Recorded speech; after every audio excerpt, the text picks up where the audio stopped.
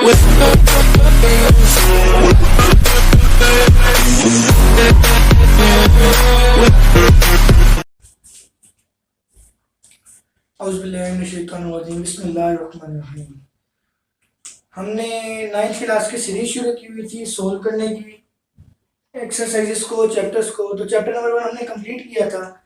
आज हमारा चैप्टर 2 का फर्स्ट लेक्चर है। Chapter number 2 real and complex number. Basically real and complex number दो चीजें हैं इसके अंदर।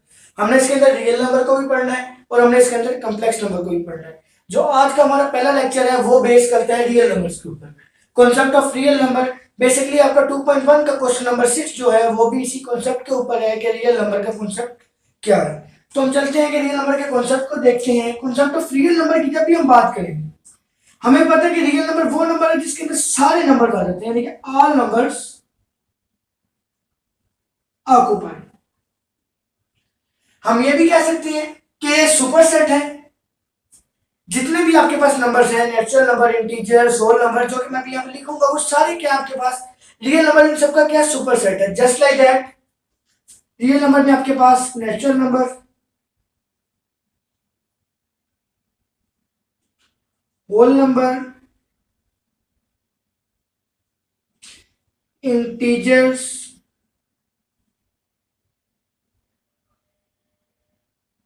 इवन नंबर,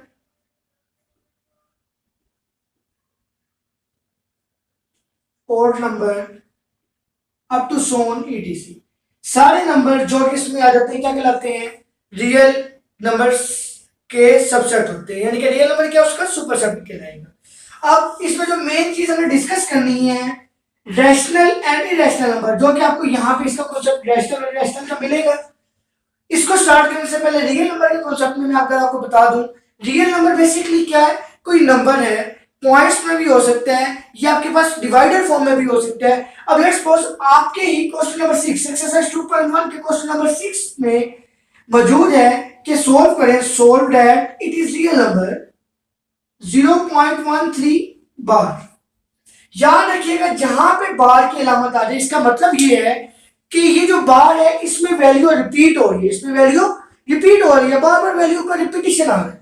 तो इसको सोल्व करने के लिए आप लोग क्या करेंगे? सिंपली आप लोगों ने फर्स्ट ऑफ ऑल क्या करना है, इसको लेट कर लेंगे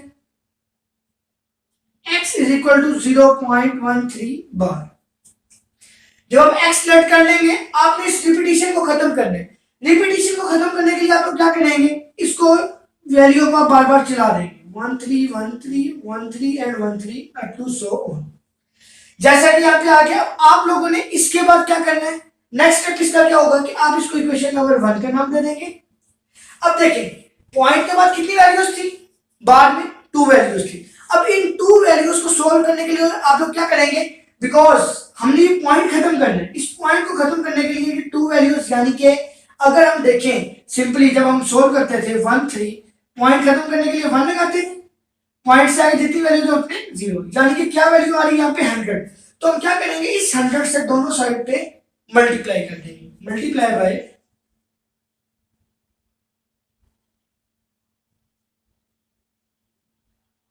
100 बोथ साइड। जब हम मल्टीप्लाई करते हैं तो हमें क्या वैल्यू मिल जाती है? 100x is equal to 13.13 13 13 13 up to so. Equation number 2। अब आपके पास ये 2 वैल्यूज आ चुकी हैं, 2 इक्वेशन भी बन चुकी हैं। अब आप क्या करेंगे? इसको इक्वेशन 1 और 2 दोनों को, 2 में से 1 को आप क्या कर देंगे? सब्ट्रैक्ट कर देंगे। सब्ट्रैक्ट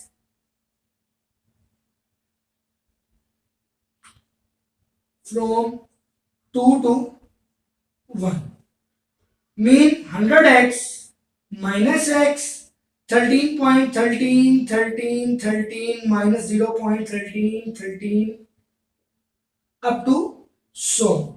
अब देखिए इधर से ये तो हो गया, इसके साथ कैंसल, 13 में से 0 गए, ऑलवेज 13, 100x में से x गया is equal to 99x। Because हमने इसका रियल नंबर निकालना है, इस वैल्यू का रियल नंबर निकालना है। ये तो वैल्यू है ये बराबर है x के, तो ये देखिए यहाँ पे हम जब x की वैल्यू निकालेंगे, इसका मतलब है इसका जो आंसर होगा वो नंबर हमारे पास जो हमने निकाला है वो आ जाएगा। अब यहाँ पे 99 के साथ x आ रहा है, तो अब क्या करेंगे? आपको x की वैल्यू चाहिए, आप 99 से डिवाइड कर देंगे बोथ साइड पे, then x is equal to 13 over 99. That is your answer of a real number. ये था आपके पास रियल नंबर का कॉन्सेप्ट के रियल नंबर क्या होता है। अब हम चलेंगे नंबर लाइन के कॉन्सेप्ट की तरफ कि नंबर लाइन क्या है। बेसिकली मैं आपको छोटा सा क्लू देता जाता हूं नंबर लाइन का। जब भी नंबर लाइन का जिक्र हो याद रखिएगा it is based on integers. Number line जो बेस करती है वो इंटीजर्स के ऊपर बेस करती है। अब देखिए जैसा कि मैं यहाँ पे एक नंबर लाइन ड्रॉ करता हूं बेस्ड ऑन इंटीजर्स। मैंने एक नंबर लाइन ड्रॉ की। अब इंटीजर्स क्या होते हैं जिसको जेड से डिनोट किया जाता है plus minus 1 plus minus 2 plus minus 3 plus minus 4 up to so on. Even इसमें जीरो भी आता है। अब देखें जीरो का मतलब क्या है सेंटर लाइन इज जीरो। अब जो इसके इस साइड पे नंबर होंगे ऑलवेज पॉजिटिव, इस साइड पे नंबर होंगे ऑलवेज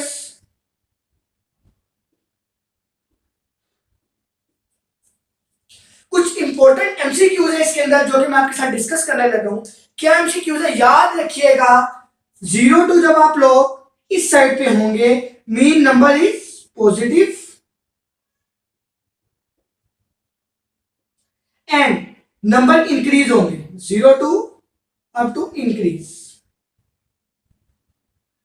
जब आप इस साइड पे होंगे तो number is negative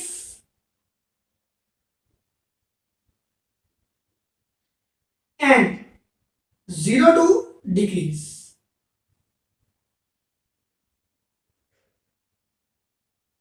number decrease होंगे। ये आपका था नंबर लाइन का कॉन्सेप्ट। अब अगर आपके पास सवाल आ जाए आपका जैसे क्वेश्चन नंबर 4 भी है 2.1 का कि बताएं इसको क्वेश्चन गिवन है आपके पास इसको आप नंबर लाइन पे हमें ड्रा करके दिखाएं। लेट्स सपोज हम कोई एग्जांपल ले लेते हैं 3/2। अब आपके पास सबसे पहले देखें ये पॉजिटिव है बिकॉज इसके साथ कोई साइन नहीं है यानी कि पॉजिटिव है।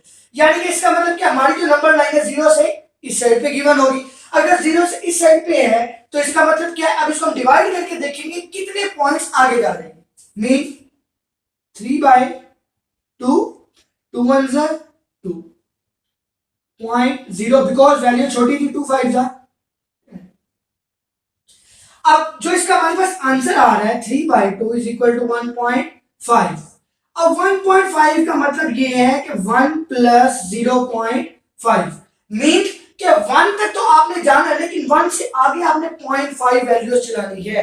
एक छोटी सी बात और बता दूं आपको कि ये जो 0 और 1 इसके दरमियान की बात की जाए तो इसके दरमियान अनलिमिटेड नंबर होते हैं। अनलिमिटेड नंबर्स होते हैं जिनको हम काउंट नहीं कर सकते। अगर मैं एग्जांपल दूं आपको 0 है 0.1 0.001 0.001 यूं अगर हम नंबर चेक करना चाहें तो हम इनको काउंट नहीं कर सकते। दैट्स व्हाई अब 1.5 अगर हम इसकी नंबर लाइन ड्रॉ करें हमें पता चल गया पॉजिटिव साइड थी दैट्स व्हाई हम पॉजिटिव ले लेते हैं। अब 1 यानी कि 0 से 1 तक तो हम आ गए 1 से आगे कितने पॉइंट्स है 0.5 यानी कि 1 2 3 4 5 6 7 8 9 यानी कि यहां पे कहीं पे ये हमारे पास पॉइंट आ रहा है तो हम इसको क्या करेंगे हाईलाइट करके 3/2 that is our answer of number line. It is a very simple concept. अगर हम नंबर लाइन में मजीद में आपको इंक्रीजमेंट कर रहा हूं तो ये नंबर लाइन जो ये खत्म नहीं होती ये चलती रहती है। अब ये चलती रहती है कहां तक चलती है एक साइन होता है ये वाला जो कि उल्टा 8 भी कहलाता है। इस साइड पे भी यही हिसाब होता है कि ये चलती रहती है इवन उल्टे साइड तक। यानी कि इसका मतलब ये हुआ कि ये नेगेटिव साइड है ये आपके पास कौन सी साइड है पॉजिटिव और इस साइन को नाम दिया जाता है इंफिनिटी। इंफिनिटी लामहदूद। ये आपके पास नंबर लाइन का कॉन्सेप्ट है और 2.1 क्वेश्चन नंबर 4 भी यही आपको कहेगा करने के लिए। नेक्स्ट कॉन्सेप्ट हमारे पास आता है rational and irrational number. Very important concept. ये जो कॉन्सेप्ट है ये आपका फर्स्ट ईयर में भी चलेगा ये आपका सेकेंड ईयर में भी चलेगा इवन ये आपका बीएस में भी चलेगा। रैशनल और इरेशनल नंबर होते क्या है? अगर मैं इनकी आपको सेट बिल्डर फॉर्म बताऊं, रैशनल की सेट बिल्डर फॉर्म में लिखने लगा हूं, if x belongs to x such that x belongs to p by q where q is not is equal to 0 then it is a rational number। क्या मतलब? कहते हैं कि आपके पास कोई वैल्यू है जो कि बटे में है, डिवाइडर फॉर्म में है, तो वो क्या है, वो जब उसमें क्या होगा, q जो है वो 0 के बराबर ना हो। अगर q 0 रहेगा वो सिंपल नंबर बन जाएगा, यानी कि वो रैशनल नंबर नहीं रहेगा। तो q क्या है, वो 0 के बराबर ना हो, then it is called a rational number. अगर हम इसकी एग्जांपल लें, example 2/5 rational number, 6.75 also a rational। I hope that you will clear this concept। Now we'll start the irrational number concept। irrational number क्या होते हैं? ऐसे number जो कि p by q की फॉर्म में ना लिखे जा सके, does not written in the form of p by q where q is not is equal to 0, जबकि q जो है वो 0 के बराबर ना हो, then it is called a irrational number। इसकी भी हम सेट बिल्डर फॉर्म के जिक्र करते हैं।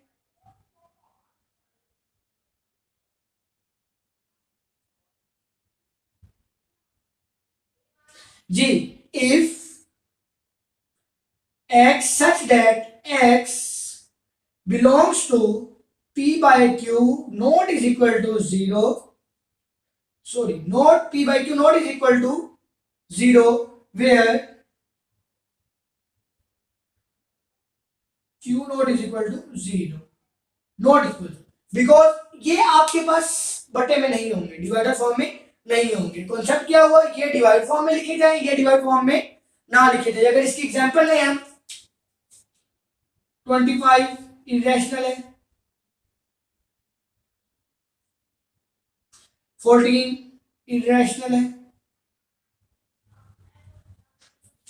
एक इंपॉर्टेंट एमसीक्यूज है यहाँ पे रैशनल और इरेशनल के अकॉर्डिंग, जिसको मैं डिस्कस करने लगा हूँ, काइंडली उसके ऊपर फोकस कीजिएगा, बिकॉज वो आपका फर्स्ट ईयर में रिपीटेड एमसीक्यूज है, सेकंड ईयर में आता है, इवन कि वो आपके ई कैट इंजीनियरिंग के जो एंटी टेस्ट होता है उसमें भी यूज किया जाता है। आपका बेसिक में आता है कि टेल वेदर पाई एन 3.14। अब याद रखिएगा जो पाई है वो है इरेशनल नंबर,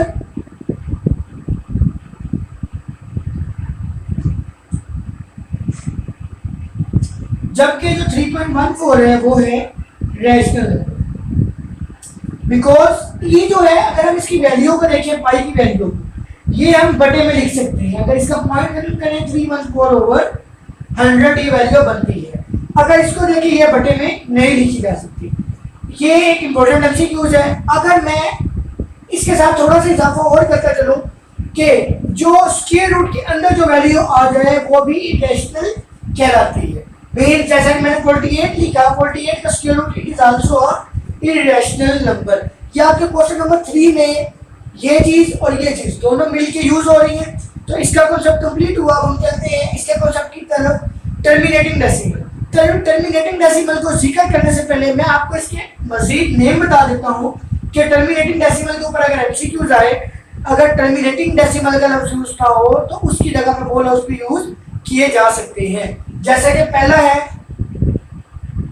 नॉन रिपीटिंग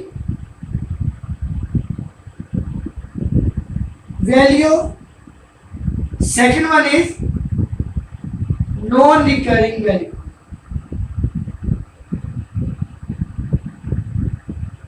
या डेसिमल। अगर मैं इसकी आपको एग्जांपल दूं, एग्जांपल लिखते हैं हम कोई भी 25/5। अगर हम इसको डिवाइड करें, 25 डिवाइडेड बाय 5, 5 का 25 0, यानी कि जिसमें हमारे पास रिमाइंडर जो है वो 0 आ जाए, कंप्लीटली डिवाइड हो जाए, वो क्या कहलाएगा? टर्मिनेटिंग डेसिमल कहलाएगा। मीन्स अगर मैं इसका आंसर लिखूं क्या होगा? 25/5 is equal to 5। It is completely divide.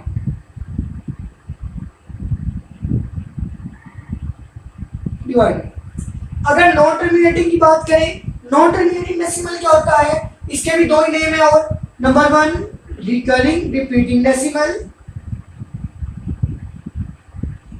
Value या डेसिमल, नंबर 2 रिकरिंग वैल्यू या डेसिमल। अब ये भी वही चीज है, सिर्फ इसमें कॉन्सेप्ट चेंज क्या हो रहा है कि जो वैल्यू चलती रहे जिसमें रिमाइंडर हमारे पास कंप्लीटली डिवाइड ना हो, रिमाइंडर का आंसर 0 ना आए। अगर हम इसको डिस्कस करें एग्जांपल के थ्रू, 10/3, अब इसको डिवाइड करते हैं। 3 3 9 1.0, 3 3 9 1, 3 3 9 1, यानी कि इसमें हमारे पास रिमाइंडर जो है वो बच रहा, रिमाइंडर जो है वो बाकी आ रहा है और ये वैल्यू क्या है, चलती जा रही है। ऐसी वैल्यू को कहते हैं कि नॉन टर्मिनेटिंग डेसिमल। इसका अगर आंसर लिखिए हम लोग, 10/3 is equal to 3.33 not completely divided. अगर ऐसी सिचुएशन बन जाए कि वैल्यू जो है रिपीट हो रही है तो आप लोग क्या करें, इसका बेसिक सिंपल कॉन्सेप्ट ये है कि जब भी आपको ये पता चले कि वैल्यू जो है रिपीटेड है, बार बार आ रही है, तो आप उसको जस्ट पॉइंट के बाद 3 वैल्यूज लेके छोड़ दें, आगे उसको करने की जरूरत नहीं है, डॉटेड लाइन लगा के छोड़ दें। ये था हमारा आज का लेक्चर 2.1 जो कि कंप्लीट हुआ रियल एंड कॉम्प्लेक्स नंबर के ऊपर था, जिसमें हमने सिर्फ आज रियल नंबर को डिस्कस किया है। एंड लेक्चर नंबर 1 था ये हमारा। अगर इस पूरे कॉन्सेप्ट में आपको कोई इशू दरपेश है तो आप कमेंट सेक्शन में भी मुझसे पूछ सकते हैं, या डिस्क्रिप्शन में आपको व्हाट्सएप का लिंक दिया गया है जो कि ग्रुप है व्हाट्सएप का अल-बुशरा एजुकेशनल एकेडमी के नाम से, तो आप उसको ज्वाइन करके भी अपनी जो आर्गुमेंट्स है वो पेश कर सकते हैं। जो आपको इशू पेश आ रहा है मैथ्स में 9th 10th में, तो आप वो हमारे साथ डिस्कस कर सकते हैं। और अगर आपको मेरी वीडियो पसंद आई है तो मेरे चैनल को सब्सक्राइब करें, शेयर करें और लाइक करें। शुक्रिया।